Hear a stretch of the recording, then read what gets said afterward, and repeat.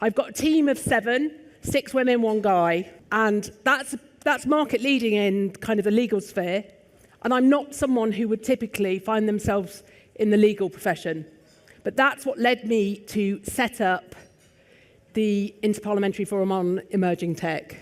Because if it was based on data, I wouldn't be a lawyer. Because I'm first to university and my mum was a teenage mum. So that's what led me to set that up. Because I didn't want us to be defined by data. And I think I said that last year, for those that were here, that was the piece that I was focused on, and we had an amazing keynote around that. So what was I up to since then? Now, I did actually smash the award. For those that were here last year, that big award, I put it, as I collected my coat, someone knocked it, and marble and glass smashes it. I know, but you know, it was an amazing thing to be awarded it. And so I went home and I thought, right, I'm going to focus. We've got an event going on in Slovenia around the Women for Ethical AI with UNESCO, which is what I've been working on. I'm going to focus on that. And then I got a phone call on January the 22nd, sitting at home being quiet. And it was from someone who I didn't really know very well, but she was really focused on women in tech. And she said to me, have you heard about this law change? It's gonna kill women investors. And I said, well, I've sort of seen it. Anyway, what had happened was, and I don't know whether you saw the press, but a piece of tax legislation, and as soon as anyone says tax, I'm automatically shut off because I'm a data and tech lawyer, but a piece of tax legislation had increased the thresholds of when you can become an angel investor straight off. And they'd increased the income thresholds from 100 to 175 and the asset thresholds from 250 to 430K. And so one might look at it and say, well, it's a rich woman's problem. But the thing is, women back women founders more than double that men back women founders. And so what would happen was we'd have far fewer investments going into female founders if that law continued. That was January the 22nd. It became law on January the 31st. We couldn't do anything about that. But by January the 25th, I'd got a letter in to the Women and Equalities Committee in Parliament with 44 senior women. There's one significant name on that. It was a private letter, but she's come out and said she was on it. Because that Friday morning, before the letter went in, I made a phone call. Hi, Sheridan, you don't know me, but you won the Novi Businesswoman of the Year last year, and I've won it this year, and I need to ask a favour. And I think that's the thing that sets this network apart, actually, that the trust and the reputation that Griselda has built around the community of women that is within her network is phenomenal and sets her apart and sets Novi apart. And so can I just do a round of applause for Griselda? Because I have proof. Anyway, that was Friday. The letter went in Friday night. Saturday morning, the chair of the Women and Equalities Committee in Parliament messaged me. She was irritated, not with me, but with what was being proposed. She wanted some parliamentary questions. That gave me a chink of light to know that actually there were other people, there were other women that had not noticed this change in law and that were irritated by it. Sunday morning, we had three baronesses on a call that ended with, right, this is outrageous, I'm going to go and call Jeremy. That would be the Chancellor of Exchequer. So we had 4 weeks of parliamentary questions, but all the time using our networks to build and to collaborate, and to build support, people doing data analysis, people sharing the point. Although it had become law, we'd spotted that by March the 6th, which was the budget, that would give us the bill. I don't want to get too technical and legal because it's really boring, but it would give us the bill to change the law. Because actually what most people had thought was, you can just rip a law up, it'll be fine. But once it's on the statute books, you can't rip it up, you have to reverse it. So people were saying, well, we hadn't realised. That's the other thing I'd encourage everyone to do. Everyone has a busy day job, but actually there are things that go on that impact us, and we assume that somebody else has our back.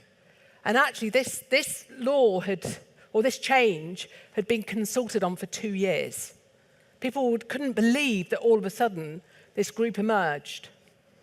Anyway, over February half term, Invest Her emerged. Why did Invest Her emerge? Because we decided to go public with a letter, and it was the only website that we could find in 24 hours, honestly. But the name's kind of stuck. And our target was to build enough momentum to actually force the government at the time to reverse the legislation and put us back where we were.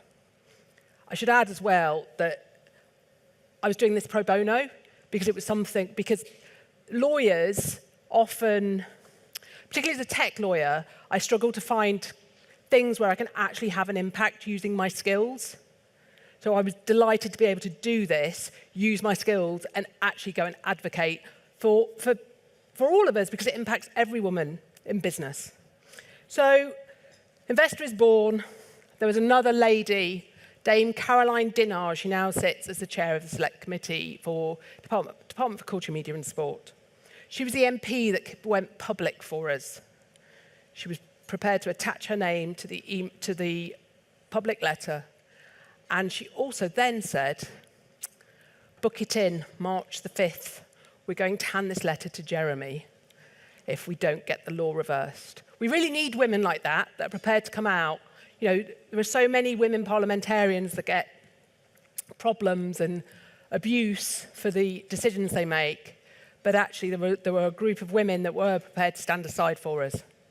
And so from that point on, we used our networks to build celebrities. Mary Portas, Grace Beverley, both dropping videos, offering us support.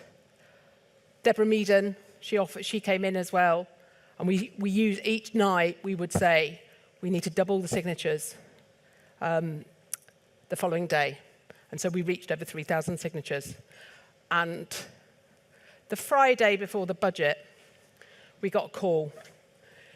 They said, you're coming to Downing Street, but the law might get reversed. And we said, what do you mean might? They said, well, how about if you come to back Downing Street on March the 7th instead for a tea party for International Women's Day? So we kept that invitation, but we didn't stand down until it got announced. But actually that was it. So on March 6th, it did get announced, it did get reversed. And so there was very little, thank you, there was very little impact. It's a really great example of network, what we can achieve when we collaborate. But also there were some really annoying unintended consequences for what seem like quite innocuous pieces of law or policy, because we don't all have a level playing field. You know, I've focused on the female voice on this, but actually the argument was for all underrepresented groups because of the pay disparity that exists. So what have we done since then? Because that was only March, and I know what she's going to do. She's going to hold me to account for the rest of the year. So September, Chi Onawura raised the plight of the female founders in Parliament.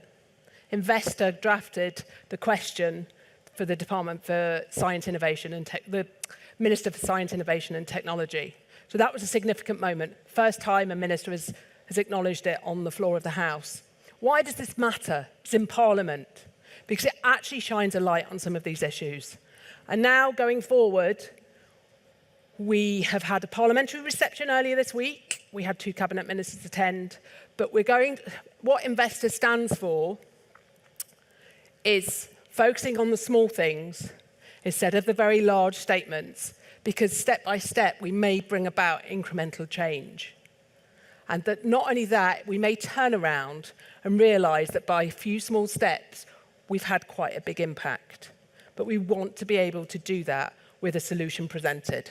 Now, using legal and policy, these are very specific skills, but I'm all about using the skills that you have to then be able to deliver for maximum impact.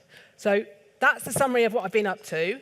Once again, this is a tremendous event, and it really was significant to be able to win the Businesswoman of the Year. And thank you, Griselda, and thank you to everyone.